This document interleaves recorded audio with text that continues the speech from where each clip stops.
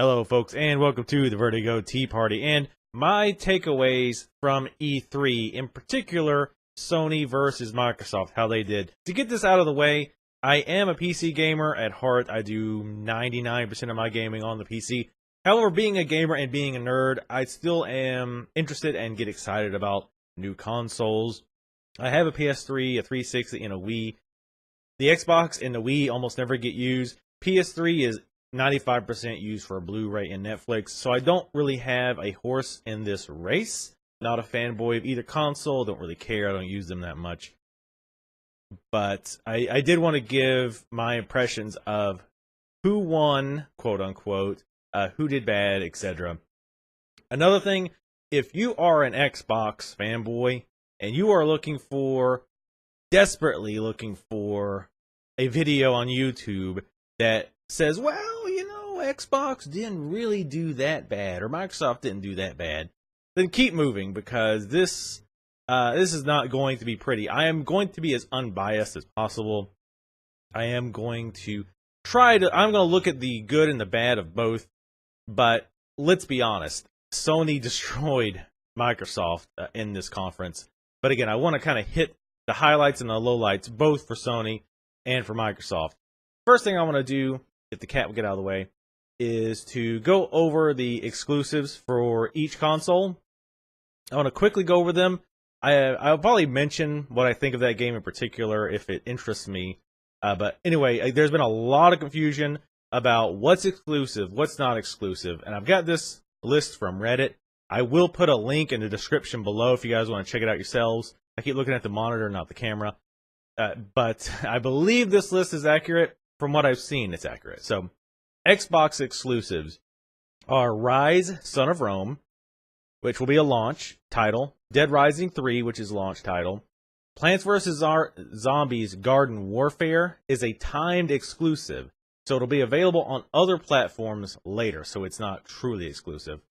Quantum Break, Sunset Overdrive, Forza 5, which will also be a launch title. World of Tanks is not Xbone exclusive. It will also be on the 360. Crimson Dragon, Killer Instinct, which will be a launch title. Kinect Sports Rivals, which will be a launch title.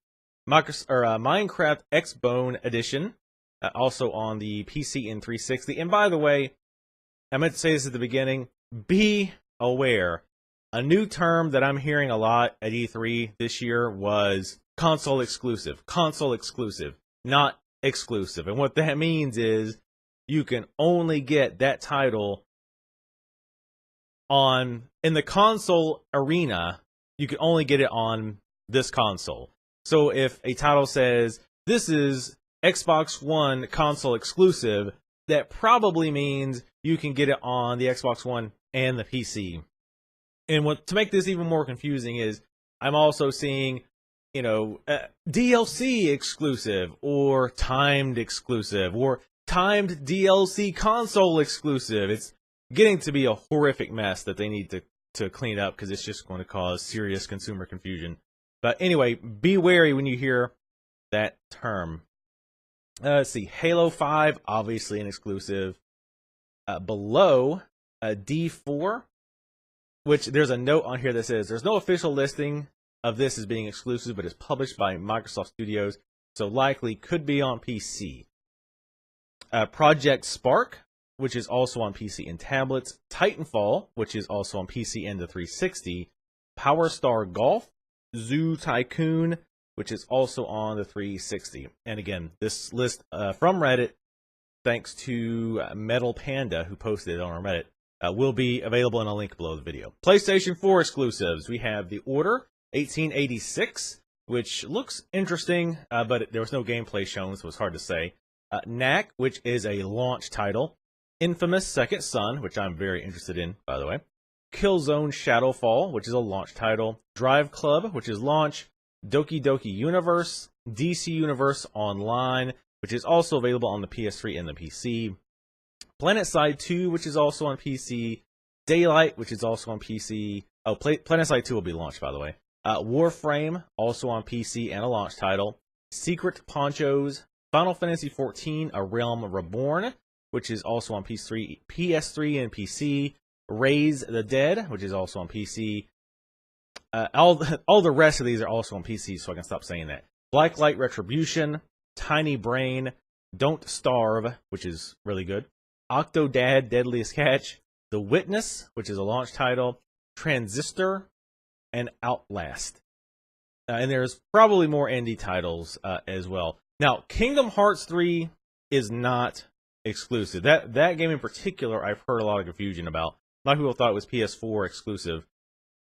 It is not. It is going to also be on Xbox One. So there's our exclusives and console exclusives and timed exclusives out of the way. Meow, meow, meow, meow, meow, meow, meow, meow. Now let's talk about what each company brought to the table on this E3 regarding their console. Now, the Xbox One, I've got to say, has some really cool looking features if they work the way they were presented. The Twitch integration, where you can not only stream straight from the console, but also see the chat in the side window, that is awesome. That's really, really cool. And they partnered with Twitch, who, if you're not familiar, they are the #1 video game streaming site, period. I've heard Sony teamed with Ustream because it's big in Japan, which is great for them. But I think pretty much everywhere else in the world, it's all about Twitch. And I don't even know if Twitch or Ustream is bigger than Twitch in Japan. I honestly don't know. I didn't look it up. But for Americans and Europeans, at least, it's all about Twitch. Unless somebody in Europe can say Twitch isn't the top, which I'm pretty darn sure that they are. But again, I could be wrong there. So it's good to see that integration looked really smooth, really nice, and really clean. Another thing that I saw that I really liked was the ability to queue up for a match for, say, Gods Among Us, the DC Online or the DC fighting game. You could queue for that while you play another single-player game, and then as soon as a game was available, you immediately pop into that game. That was really, really cool, and if it's as fast, it's doubly cool if it's as fast as they were showing it was. I kind of honestly don't think it's going to be that quick of a switch, but even if it's not that fast, it's still a really, really nice feature. Being able to Skype with people while you're watching movies and watching TV, I honestly couldn't give two shits less about that. I mean, are these the people who go to a movie theater and talk during the movie that you want to smack the shit out of? Like, I don't want to just sit here and talk to somebody. Now, the only exception, actually, now that I think about it, would be to watch Game of Thrones with my friends who haven't read the books. Now, that would be cool, so we could, well, I don't know, you can pause it, but you could kind of explain what's going on. But honestly, for the most part, that's worthless to me. All the sports crap, it saves you clicking source on your remote control once or twice. Not a big deal to me. I understand them wanting to bring more of the integration of the television and all that into one console or one device, but it just doesn't matter to me personally. And even if it did, it's not a big enough deal for me to get excited about it. It saves me, again, it would just save me a few clicks on my remote control.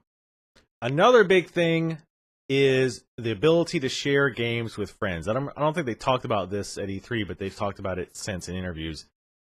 So, obviously, this used game sharing thing has been a huge deal and a thorn in Microsoft's side since they can't seem to get their stories straight. They seem to be a little bit more on the same page now.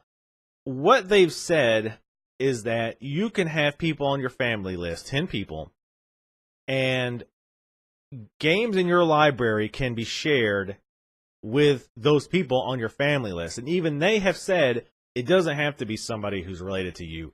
So basically, wink, wink, we know you're going to add your friends on this. So, but they can play the games that you have. So, for example, let's say me and my friend, I've bought Dead Rising 3. And I've bought it, I've played through it. Now I'm playing Killer Instinct.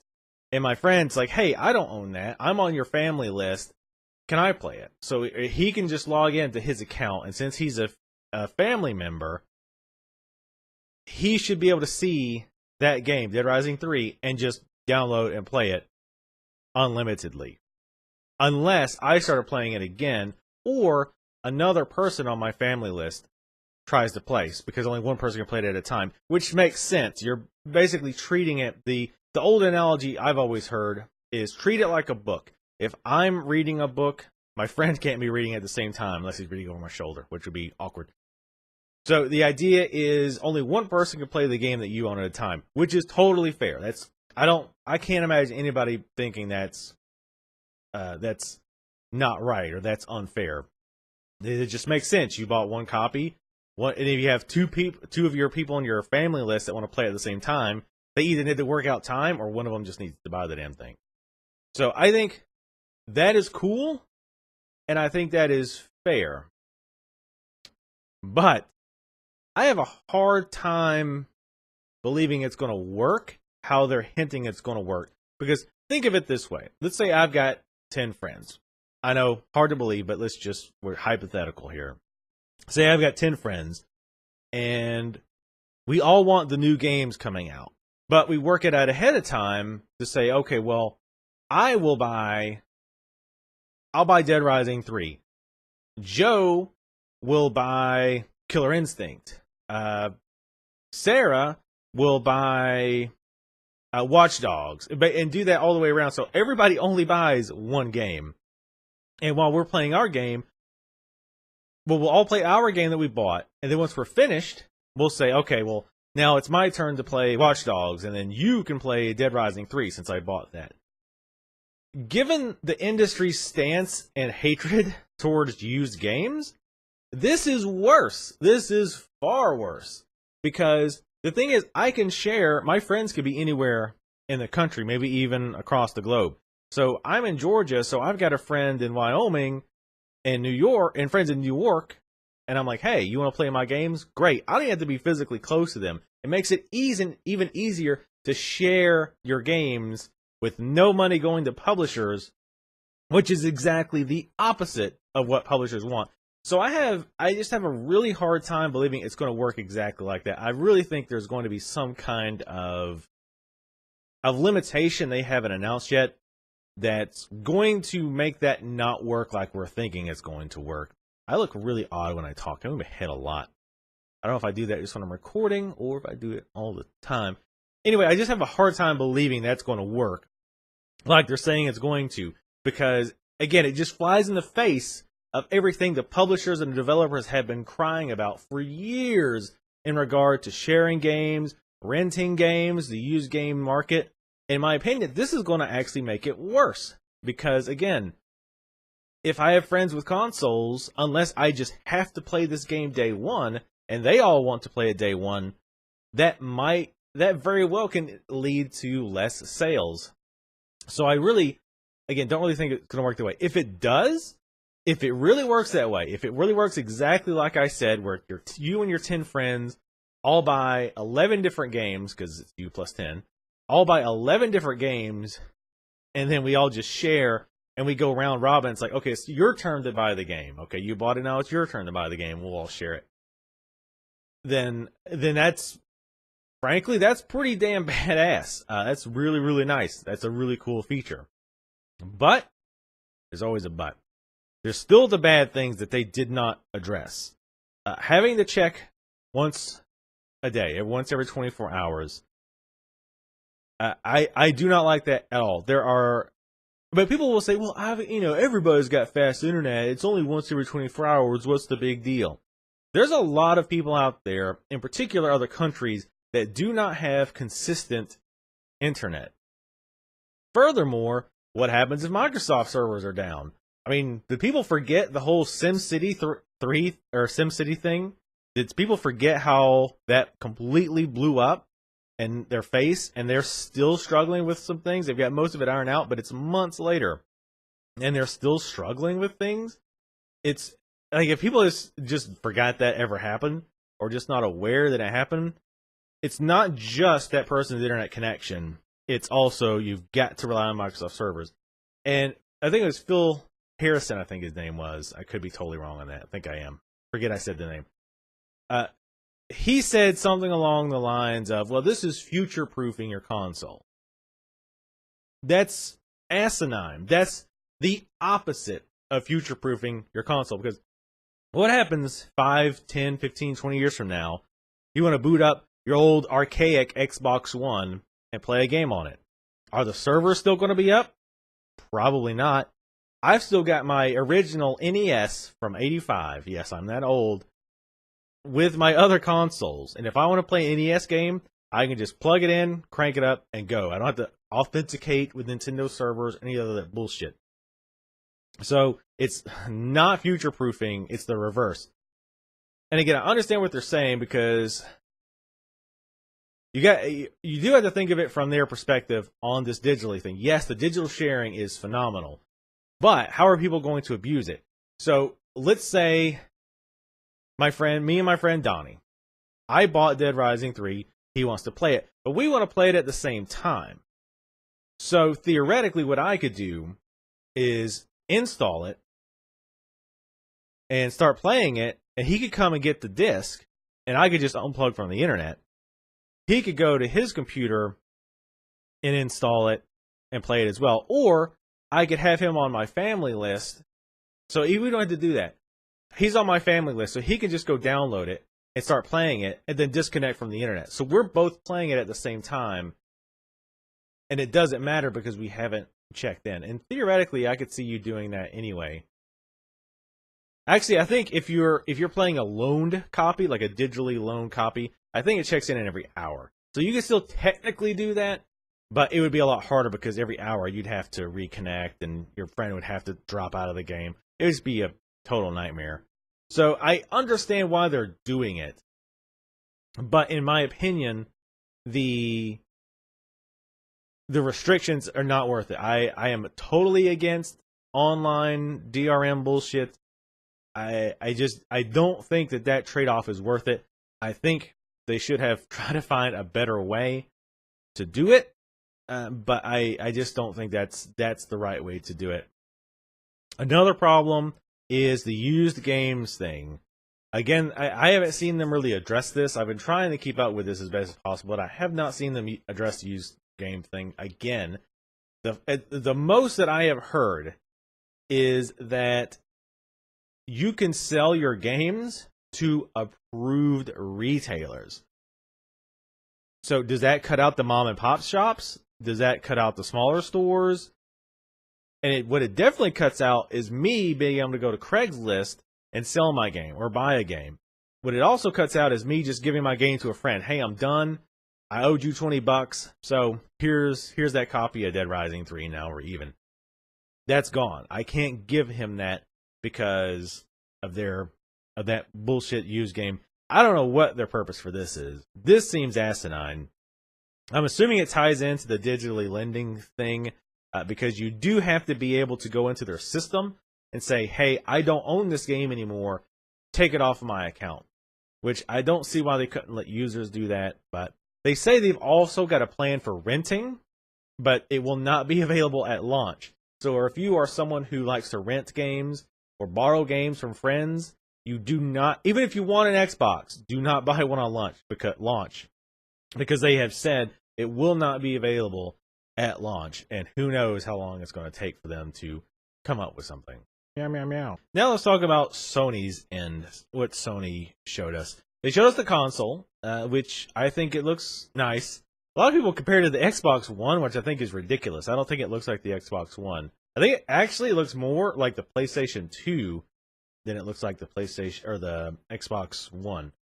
But I think people just saw a black rectangle, and because Xbox One came first, they were like, looks like the Xbox One. But really, who gives a shit? I mean, people want to get into arguments about what it looks like.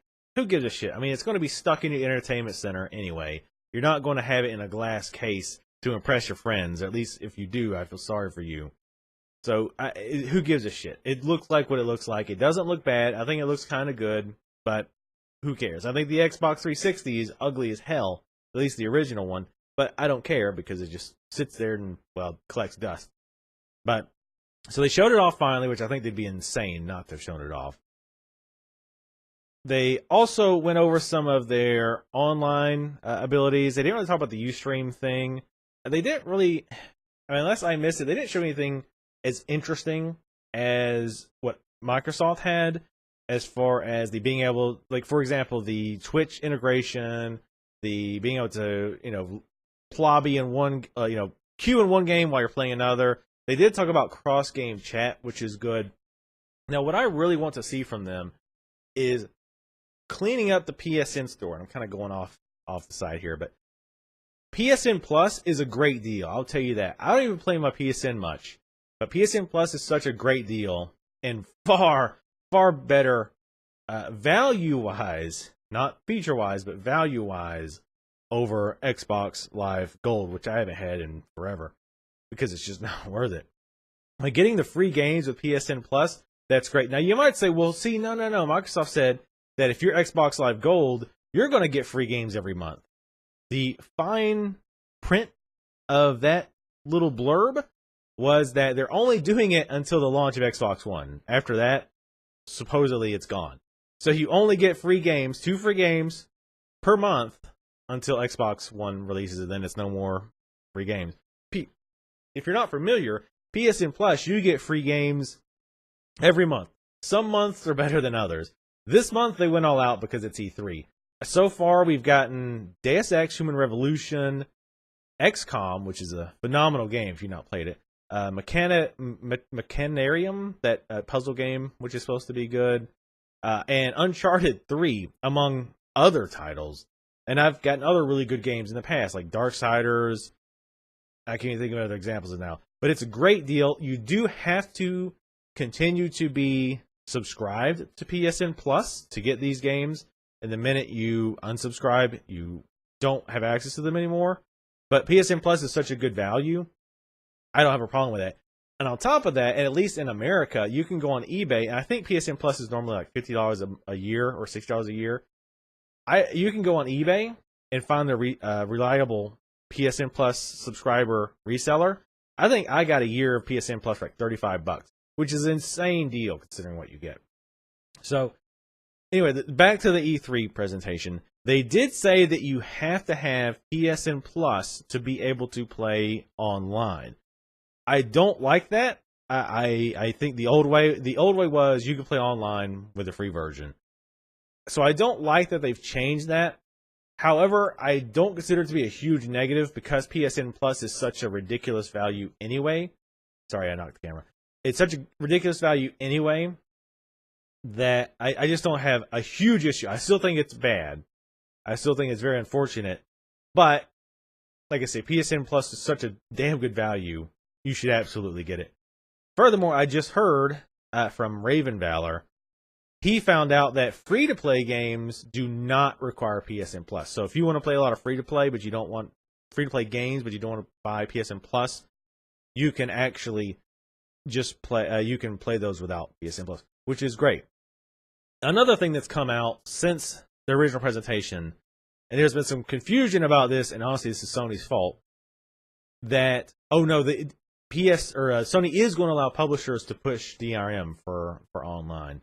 So they've clarified that because a lot of people assumed that this meant that they're going to allow publishers to do the not the all access pass, the online passes. Again, if you're not familiar with that, is when you buy a game, it'll have a code for like the online. So if you want to play the online, you have to use that code. And then if you sell that back to GameStop or hand it to a friend or whatever, and they want to play online and they try to use that same code, it'll tell them it's already been redeemed. And they have to pay the publisher or the developer X amount of money to get a new online code. So they can play it single player, but let's say it's Street Fighter. And I don't think Street Fighter did this, but just as an example. So I buy Street Fighter, I want to play online, so I use the online code, sell it to GameStop, Joe Blow buys it, gets home, tries to use the online code, it doesn't work. He has to go to Capcom's webpage or whoever, pay them $10 or $15 or whatever the price is, get a new code, and now he can play online. And then if he sells it, same thing over and over again. Sony has said they will not allow publishers to do the online code thing, which is another plus in their corner. However, my question is, what DRM were they talking about? I don't quite understand that because they did say they were going to have some kind of something with just the online portion. I don't understand then what they could possibly be talking about. I guess we'll find out soon. Now, of course, the big news with there's another feature before I get to that.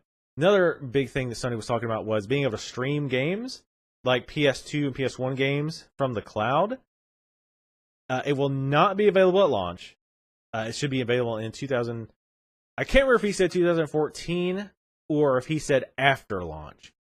But the console's not supposed to launch until holidays of this year, so I don't know how much more after launch it could possibly be.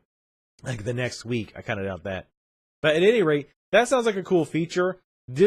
Somebody suggested this, and this was completely hypothetical, so please don't think Sony even hinted at this. But they said it would be really awesome if, let's say I have God of War 3 for my PS3 and I want to play it on my PS4. I put the disc in, and then the PS4 goes online, validates it's a legit copy, and then lets me play it as long as I had the disc in. That would be awesome. Again, entirely speculation. Sony has not hinted at anything like that, but it would be absolutely badass if they did that. Sony, if you're listening, I know Sony's not listening to some random scrub on the internet talk about E3. And by the way, in case you missed it, the Xbox One is going to be released in November of this year. So anyway, back to the big things about Sony. They said that there will be no restrictions on used games. My buddy comes over, he's like, "Oh, you bought Kingdom Hearts 3. Oh, I've been wanting to play that." He can just pick it up, take it to his house, and play it as long as I give him permission, I guess. There's no login, there's no verification, none of that. Just like it used to work. Sharing works the same. Used games work the same. There's no fee. Again, there's no online validation. In fact, there's no online requirements, period. If you don't want to ever hook your PS4 up to the internet, as far as I can tell, you don't have to. Keeping in mind, Sony is a more, I think, worldwide conscious customer. Being in Japan, I think, like America, and the rest of the world is more conscious that the rest of the world actually exists. So they don't make ridiculous stipulations like that.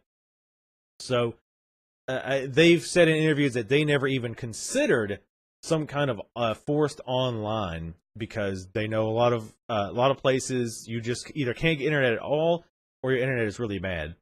I mean, even in the U.S., my father lives in Wyoming. He used to, until recently, he had satellite internet. You want to know about shitty internet? Look at satellite. Man, that is garbage. And I'm sure if there's any of you watching this with satellite, you're viciously nodding your head up and down, because I would almost rather have dial-up than satellite. It is truly garbage. So there are a lot of people, even in the internet, who even inside the internet, even in America, who do not have good, consistent internet. So that was, the big breakthrough with Sony, and they've went on to, solidify their position, saying, we don't want to be anti-consumer. We want to be pro-consumer. We don't want to do these practices that we think will hurt the consumer.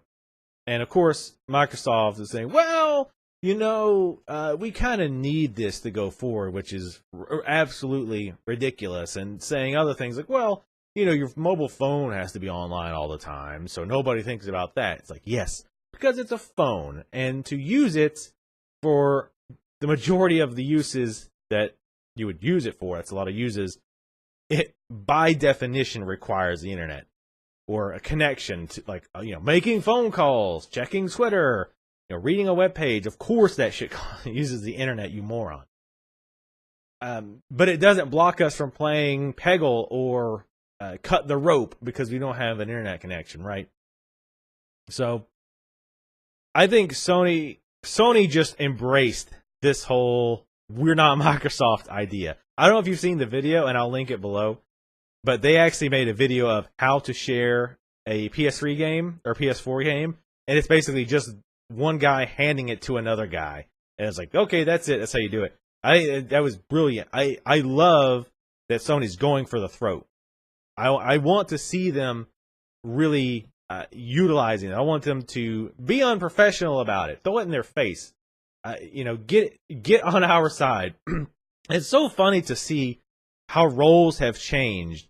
Sony with the last generation was so pompous. They were so arrogant with their PS3. It's $600, but damn it, you'll get a second job or you'll work extra hours to own this bad boy. Ridge Racer. Oh man, I love that. Ridge Racer. I'm gonna make my ringtone. Ridge Racer. They were just so arrogant. And Microsoft was just like, hey, here's a new console. It's pretty freaking badass. Check it out. But now it's completely the opposite. It's Sony who's like, hey man, this thing plays games like a mofo. Yeah, we've got music, we've got movies, we got TV, we got sports. And they talked about it at E3, and I wanted to smack the shit out of people on Twitter because they're like, oh my god, they're talking about TV. They talked about all of that combined for, 8 to 10 minutes, if that. They're talking about the console. I don't have a problem that Microsoft talked about TV and sports and shit in their initial reveal. I care that it took up 95% of their presentation. Sony, on the other hand, that stuff took up like 5% of their presentation. To tell you, hey, here's some other cool shit you can do with it, but yeah, let's talk about games again. Perfect. They were smart about it too. They sandwiched it, right? They were like games, TV, games, sports, games, social crap, games. Brilliant. I think it was really good. It got the pacing good. And he talks about indies too, about how they're supporting indies. Microsoft's like, oh, after they got backlash, Microsoft's like, oh, no, we're totally supporting indies, man. It's cool. We love indies. And then E3, they showed like one indie game? Does Minecraft even count as an indie game anymore? I mean, come on. It does. It's an indie game. I'm kidding, of course. But my point is, they were just kind of like, see, Minecraft. We're totally down with indie games. Sony's like, here, motherfuckers, you want some goddamn indie games? Bam! Here's some fucking Don't Sleep. Here's some Octodad. Here's some other random ass indie games. Like, they were like, bam, bam, bam, bam, bam. Check this shit out. We fucking love indies. And, and they said they had no barriers to entry. Now, that's what they say. I don't know. I'm not an indie dev. And I'd love to hear from actual indie devs who have dealt with both. I'd love to hear their reaction. Like, is it true? Is Microsoft a pain in the ass? And then Sony's like, oh, yeah, sure. I mean, there has to be obviously some kind of barrier, or every garbage game in the world is going to show up under the indie titles. But I'd like to hear from any developers, like, is it true? Like, is Microsoft a big pain in the ass and is Sony a lot easier?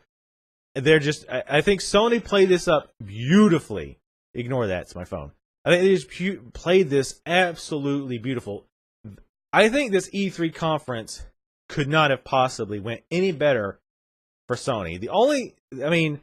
Twitter, it was hilarious watching Twitter explode when Sony announced the whole used games thing and the no internet connection and all that. And then the price, oh my God, it's $100 cheaper. Like, that blew my mind. I was like, even on Twitter, I was like, okay, this sounds cool. But people like freaked out over the $500 on the Xbox One. I'm like, it's almost certainly going to be $500. And they said $400. I was like, whoa. I was like, game over, man. Game over. And obviously, it's too early to say they've won the console war. Anything can happen. They could, maybe the PS4 comes out and it's just like, it's buggy. It has serious hardware problems. It overheats all the time. It's, chugs and it slows. I mean, anything can happen, right? Anything can happen. But as far as E3, Sony knocked it out of the park, and Microsoft looks like the stumbling idiot, right? They look like they're going around doing damage control, and Sony is crowd surfing. And so it's just so funny, and Microsoft is such a pompous assholes. Let me find that one tweet. That one quote.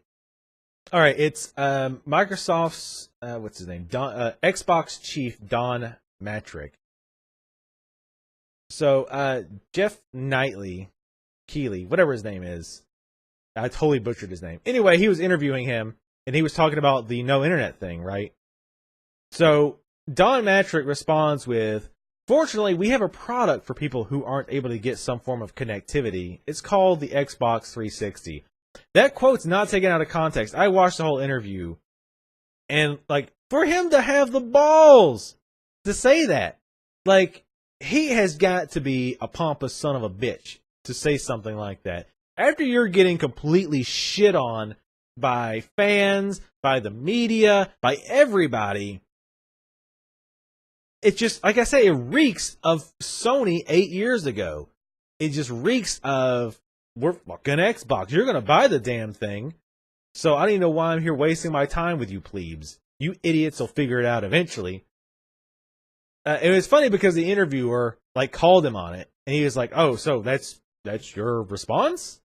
And then the guy's like, "Well, you know," I'm like, "Yeah, you know what? There's another great product for people who don't have a great internet connection. It's called the PlayStation 4. Maybe you've heard of it." But again, I'll put a link to the video so you guys can watch the full thing. It's just mind-blowing that they're like this arrogant. But it's Microsoft. You know, it's Microsoft is going, and I don't want to get into a side tangent, but long story short, Microsoft's been heading down a very dirty, long hill for a while now since Bill Gates left. And I don't see it improving. Frankly, I see this Don Matrick guy going the same way as the last, was it Haas Kiri? I might have his name wrong. Who was the head of PlayStation, the one who was saying you'll get a second job to buy a PS3. Yeah, he kind of abandoned ship, and by abandoned ship, I mean he got pushed overboard. I could see the same thing happening with this Don Matrick guy. He's just so pompous. He's so full of himself. It's just absolutely ridiculous. So the next thing, and this is a long video, kudos to anyone who's actually watched this whole damn thing. People want to say, well, okay, the PC is just as bad as the Xbox, right? Talking about Steam in particular, you can't lend games to your friends, you can't sell the games that you buy, and you have to be online, so it's just as bad. That is not true. However, there are some good points there. For example, you can't sell your PC games and you can't lend them out. I do agree that sucks. I do think there needs to be some way. I can't decide to look at the screen or look at the camera. I do think there needs to be a way, Steam in particular needs to find a way that I can lend games out or sell my games. Honestly, and again, I'm not trying to be a Valve apologist here, but I think this probably has more to do with publishers not wanting me to be able to sell a key to a friend of mine or give it to them once I'm done with the game. It might not be, maybe it's all Valve. Regardless, I do think that should be something that's come up. And this is not a excuse, or at least it's not a good excuse. I guess PC users have been used to this for so long with PC keys, PC CD keys, that it's not really been something that we even think about. I don't even think about selling my PC games after I've bought them, right? So again, not a great excuse, but it's been like that for so long. Like I don't even hardly remember a time that I could just give a disc to a friend of mine and have him install it and play the game. It's been so long. Again, not a great excuse. Another thing is here's the benefits and here's why it's different. One, the sales are huge. Now you might say, well, Xbox Live has sales. I've seen the Xbox Live sales, and I don't know if you just don't watch Steam sales, but the Xbox Live sales are a joke compared to the Steam sales. Like, even there was a big one, like a big summer sale I looked at. I was like, none of the discounts were ridiculous, and it seemed like the big discounts were on games that were kind of crappy. I'm like, this is your big sale? This is like your huge thing? I mean, just looking at recent sales on Steam. Yesterday, Rome Total War, the very first one, was on sale for $1. Yes, it's the very first one. Yes, it's older, but it's $1. I bought the entire Alan Wake collection, like both games, plus the extra collector's edition content crap. I bought that for $4 like a week or two ago. I mean, the sales on Steam are not even close to comparable. Not to mention, most games are $10 cheaper on PC than they are on either console. Entirely digital is nice as well, but Sony, I think, is starting to get that. Almost all of their games are available day one digital, which is great. I think Xbox One is looking to do that as well. But I'm pretty sure it mostly happens on PS3 anyway, right now. What else? And here's the thing that people don't understand with Steam. People say, well, you have to be online all the time with Steam. That's not true. Steam does have an offline mode. When you buy a game, you do have to activate it online, which does suck. And I've run into problems with that, which pissed me off to no end. Mostly on games that I picked up at a midnight release, but they weren't unlocked until... I'm on the East Coast, and they weren't unlocked until 3 hours later because of the Pacific Coast. They fixed a lot of that, and I think it's a lot of publisher bullshit, but a lot of that's been fixed. But when it does happen, it does piss me off a lot. But you can, once you've registered, you can go into offline mode on Steam and play most, if not all, of the single-player games in the Steam library. So you don't have to be online all the time with Steam. So that's another one of the big difference. So the main takeaway is, yes, there are definitely some of the same negatives. Yes, I wish they would fix some of those negatives, but there's a lot of positives to the Steam library as well that I think outweigh a lot of these other things. Again, the big one being the huge price difference. If you wait even just a month, a game can drop significantly. So, again, the overall takeaway is, again, Sony just knocked it out of the park. Microsoft spent most of their time trying to clarify stuff that they've been vague about, or, doing damage control, or just ignoring certain things that they don't like. Sony was just very upfront about, this is how this works. We don't want to be anti-consumer, so we're doing it this way. You can trade with your friends, no online bullshit. They were just very upfront about it. Now, I think Xbox has some of the better online features. Again, with like the Twitch integration and the auto queuing and whatnot. But to be honest, I don't care if the Xbox had Bayonetta exclusive and Fallout 4 exclusive and the next Elder Scroll exclusive and the next Thief exclusive. It doesn't matter how many they have. I will not support online requirement bullshit anymore. I went against myself. I bought Diablo 3. It was a total clusterfuck at launch. SimCity, you don't know how bad I wanted SimCity. I really wanted SimCity. But I refused to support that online DRM requirement. And no matter what you say, if you purchase that product, you are supporting it. You support it when you pay it. No, I don't support it. I just want this. I want Halo, man. Halo's so cool. Me and my broskies want to drink some PBRs, man, and slam the cans against our head and play some Halo.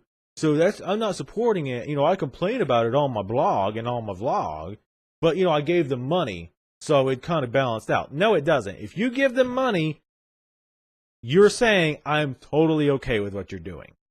Period. End of sentence. Because you are speaking the only language that these companies understand is money.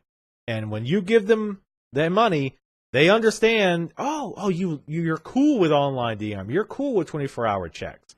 You're cool that you can't sell your game on Craigslist. You're cool that you can't, just borrow a game from a friend without doing some other horseshit. You're good with that because you've paid us money. So you're totally cool with that. So if you buy the console, you are part of the problem. If you buy the console for any reason, you are part of the problem. So the easy solution is, don't be the problem. Don't buy it.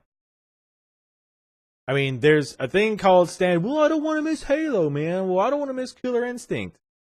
Yeah, sometimes you got to make sacrifices to get a message across. And I have no doubt all these brain-dead frat morons are all going to go and buy the Xbox One on release so they can play a Call of Duty 25 with their buddies. That's going to happen, but don't be part of the problem. Don't sit here and bitch and moan about, I hate this internet crap.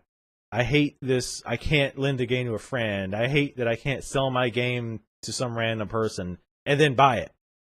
because you have no room to complain. I'm sorry, if you purchase the game, you have absolutely zero room to complain. So I don't want to hear people bitch when they buy it and they buy a new popular game and nobody can play it because the validation servers are down because it's getting slammed. I don't want to fucking hear it because this is your fault. You've done this. So I don't want to hear it. But anyway, that's enough of that for now. And some people have said, well, maybe the Xbox, maybe Microsoft will back up. Maybe after release, or maybe even before release, they'll say, you know what? Forget the 24-hour online check. We found another way. We're going to do it different. No, it's not going to happen. It's not going to happen before release. I could see it happening maybe, several months after release. But this is a corporation we're talking about. They don't do things quickly, ever. So it will take a long time before any changes, if ever, come into play where you don't have to check online every 24 hours or any of that crap. It's not going to come quickly. It's just not. Again, if you've worked for a corporation, you know exactly what I'm talking about. Things do not ever change quickly. Never. It takes weeks, if not months, for even the tiniest things to get implemented. And this is Microsoft we're talking about. So, so it might change. And if it does, then maybe I'll buy one. If they get rid of the online checks, if they get rid of the I can't sell my game to whoever I want to or buy it from whoever I want to, maybe I'll look at it. But until then, I refuse to support that model. I refuse to support their anti-consumer practices. No matter what bullshit PR spin they put on, I'm not going to do it. And frankly, if Sony had did the same thing, if Sony was like, hey, you have to validate it online, you have to go to authorized retailers in order to resell, I'd have said, you know what? Fuck Sony too. I'm not going to buy either one. I'll just stay with my PC, which is where I do 95% of my gaming. And if you want to join, hey, be my guest. Send me a message. I'll help you build a PC. Or you can go to reddit.com/r/buildapc. There's tons of people there who will help you build a PC. That place is really popular lately. I can't figure out why. But you can, and don't buy into the bullshit. And I don't want to make this into a PC rant, but don't fall into the bullshit that, you have to spend $1,000 every year to keep your machine up to date. That's nonsense. That's complete bullshit. Anybody who does that is an idiot.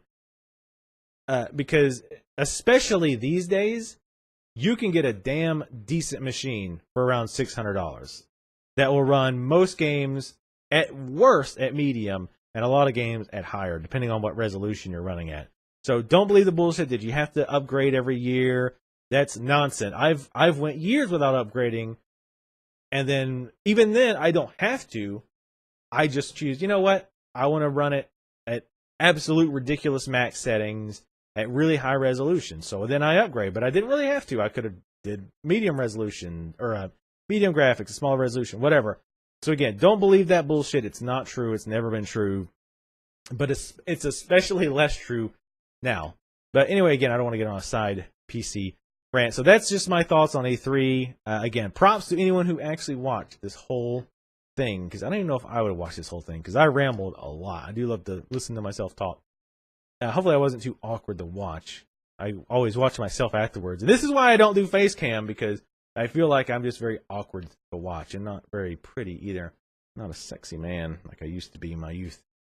But anyway, thank you guys for watching, especially all the way to the end. Let me know what your thoughts are below, and I will see you next time. Meow, meow, meow, meow, meow, meow. Oh, meow, meow. That's all meow, meow. That's all meow, meow, meow. Oh, Microsoft done got their ass kicked on now. Woo! Kitty Cat's gonna buy a PS4. Kitty, you don't have any money. I'll get some damn money. You buy the damn for me. You my sugar daddy.